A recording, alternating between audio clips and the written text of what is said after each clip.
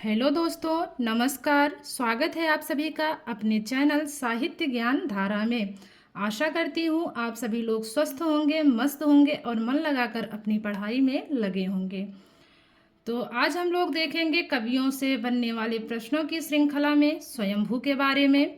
इसके पहले हम लोगों ने पढ़ा था सराहपा के बारे में और गोरखनाथ के बारे में।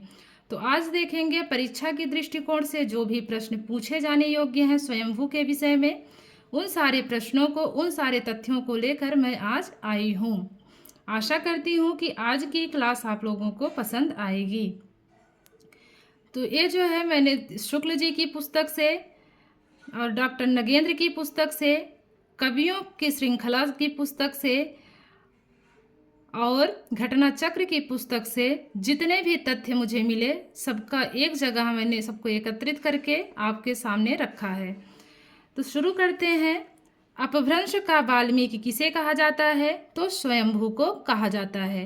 अपभ्रंश का वाल्मीकि किसे कहा जाता है? तो स्वयंभू को कहा जाता है।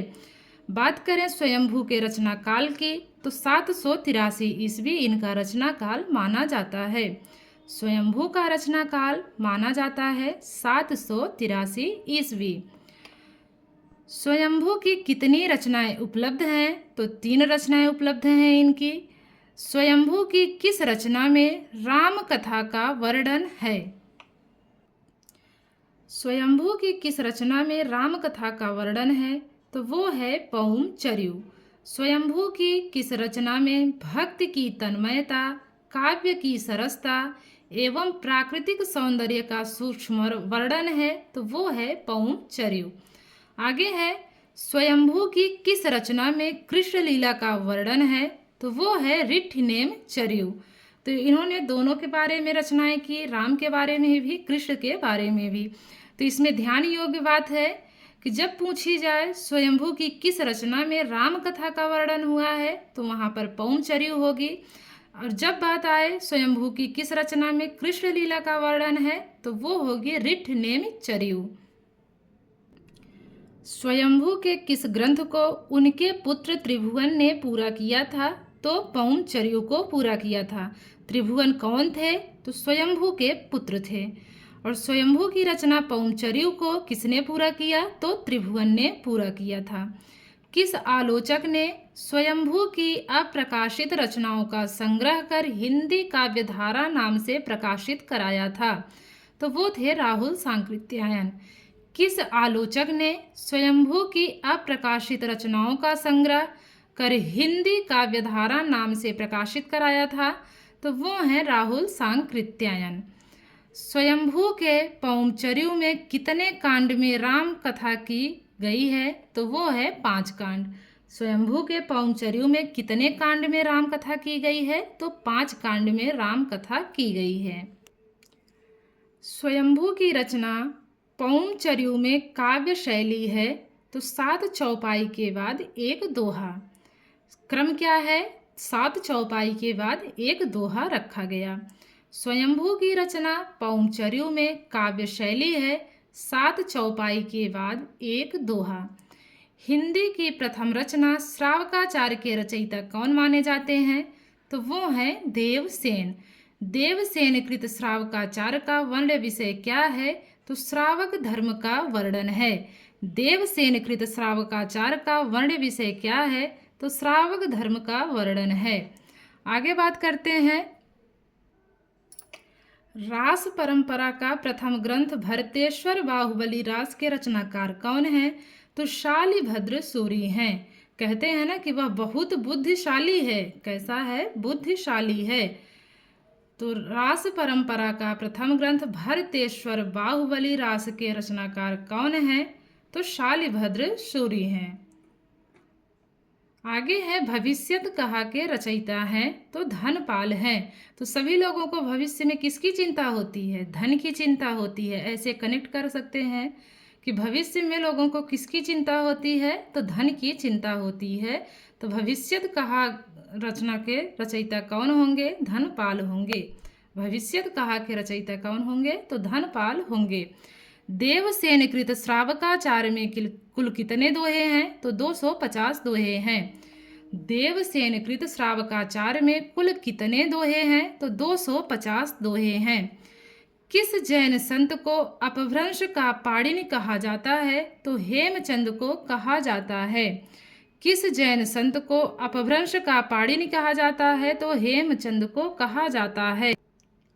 तो हेमचंद को अपभ्रंश का पाणिनि कहा जाता है। शालिभद्र सूर्यकृत भरतेश्वर बाहुबली रास में कितने छंद हैं? तो 205 छंद हैं। बात की जाए श्रावकाचार्य में कुल दोहों की तो 250 दोहे हैं। और वहीं पर बात की जाए भरतेश्वर बाहुबली रास में कुल छंदों की संख्या की तो 205 छंद मिलते हैं। कुमारपाल काव्य के रचयिता कौन हैं? तो सोम प्रभु सूरी हैं। कुमारपाल काव्य के रचयिता कौन माने जाते हैं? तो सोम प्रभु सूरी माने जाते हैं। तो जो कुमार लोग हैं, सभी लोग देख रहे हैं आजकल, तो उनके लिए क्या प्रिय है? सोम। सोम का अर्थ मदिरा भी होता है ना। तो कुमार लोगों को क्या पसंद है? सोम पसंद है। तो इस प्रकार से इसको याद कर सकते हैं। कुमारपाल काव्य के रचयिता कौन है? तो सोम प्रभु सूरी हैं। आगे है मुंडीय मुंडित मुंडीय सिर मुंडीय चित्तड़ मुंडिया चित्तहु मुंडीय जी कियहु संसार खंडड़ु तिकियऊ। पद के रचयिता कौन है? तो जैन मुनि राम सिंह हैं। पंक्ति फिर से देखेंगे, ये पद फिर से देखेंगे। मुडीय मुंडित मुंडीय सिर मुंडीय चित्तड़ मुंडिया चित्तहु मुंडीय जी कियहु संसार खंडड़ु तिकियऊ। पद के रचयिता कौन है? तो जैन मुनि राम सिंह हैं। स्वयंभू के पुत्र का क्या नाम था? तो त्रिभुवन नाम था। हम लोगों ने पहले भी पढ़ा है इसको। स्वयंभू के पुत्र का क्या नाम था? तो त्रिभुवन नाम था। कविराज चक्रवर्ती छंदस चूड़ामणि उपाधि किसकी है? तो स्वयंभू की है। कभी कभी उपाधि भी पूछ ली जाती है, तो इसीलिए ध्यान रखिएगा। कविराज चक्रवर्ती छंदस चूड़ामणि उपाधि किसकी है? तो स्वयंभू की उपाधि है। स्वयंभू को अपभ्रंश का कालिदास किसने कहा है? तो डॉक्टर भयाड़ी ने कहा है। स्वयंभू को अपभ्रंश का कालिदास किसने कहा है? तो डॉक्टर भयाड़ी ने कहा है। स्वयंभू ने स्वयं को क्या कहा है? तो उन्होंने स्वयं को कुकवि कहा है। स्वयंभू ने स्वयं को कुकवि कहा है। स्वयंभू ने अपनी भाषा को क्या कहा है? तो देशी भाषा कहा है।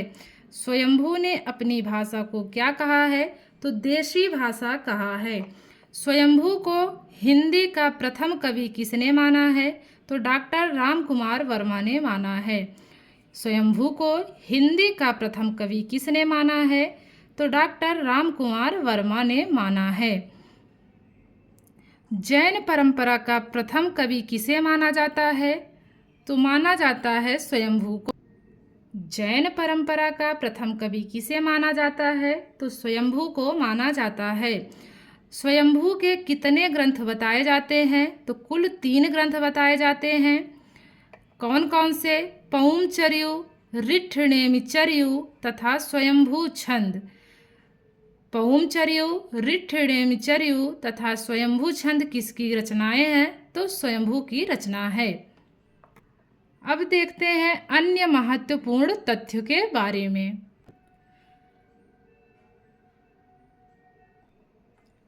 राहुल सांकृत्यायन ने स्वयंभू के रामायण पौमचर्यु को हिंदी का सबसे प्राचीन और उत्तम काव्य माना है।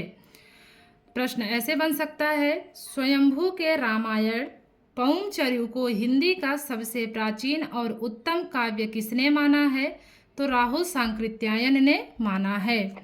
स्वयंभू की भाषा को गामेल्य भाष अर्थात सामान्य जन भाषा भी कहते हैं। तो स्वयंभू की भाषा को क्या कहा जाता है? तो गामेल्य भाष अर्थात सामान्य जन भाषा भी कहते हैं।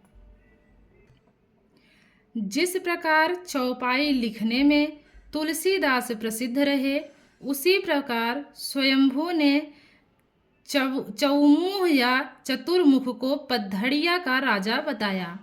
जिस प्रकार चौपाई लिखने में तुलसीदास प्रसिद्ध रहे, उसी प्रकार स्वयंभू ने चौमुख या चतुर्मुख को पद्धड़ियाँ का राजा बताया। पौमचर्यु को अपभ्रंश की प्रथम कड़वकबद्ध रचना कहते हैं। तो अपभ्रंश की प्रथम कड़वकबद्ध रचना किसे माना जाता है? तो पौमचर्यु को माना जाता है। राहुल सांकृत्यायन ने इनका समय 790 ईस्वी माना है। राहुल सांकृत्यायन ने स्वयंभू का समय क्या माना है? तो 790 ईस्वी माना है। तो इस प्रकार स्वयंभू से जितने भी परीक्षा की दृष्टिकोण से बनने वाले जितने भी प्रश्न थे वो सब मैं आपके सम्मुख लेकर आई थी, और आशा करती हूँ कि ये जो है आप लोगों को क्लास पसंद आएगी, अच्छी लगेगी। अगर क्लास अच्छी लगे तो शेयर कीजिएगा, सब्सक्राइब कीजिएगा और अपने नए दोस्तों को भी जोड़ने का प्रयत्न कीजिएगा। कल फिर मिलेंगे एक नए कवि के साथ, कवियों की श्रृंखला में। उसके संपूर्ण जानकारी, जीवन परिचय के बारे में और रचनाओं के बारे में जितनी भी तथ्यात्मक जानकारी होगी आप तक लेकर आएंगे। तब तक के लिए सभी को राधे राधे, जय श्री कृष्णा, नमस्कार।